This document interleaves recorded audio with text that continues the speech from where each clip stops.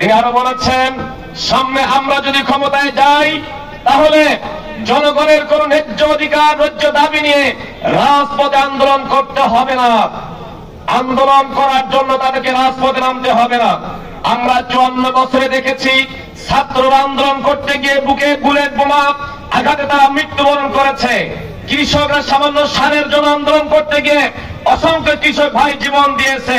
শ্রমিকরা তাদের ন্যায্য দাবি আদায় করার জন্য আন্দোলন করতে গিয়ে অসংখ্য শ্রমিককে মাঠে জীবন দিতে হয়েছে, যাদের রক্তের দাগ এখনো বাংলাদেশের কালো পিলছাড়া পথে এখনো লেগে আছে, সবুজ জমিনগুলো এখনো লালে লাল হয়ে আছে, ঠিক কিনা বলে?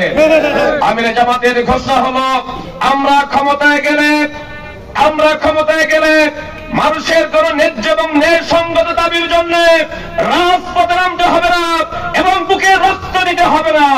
তাদের ন্যায়সঙ্গত দাবি শুধু পেশ করতে দেরি হবে, বাস্তবায়ন করতে দেরি হবে না ইনশাআল্লাহ।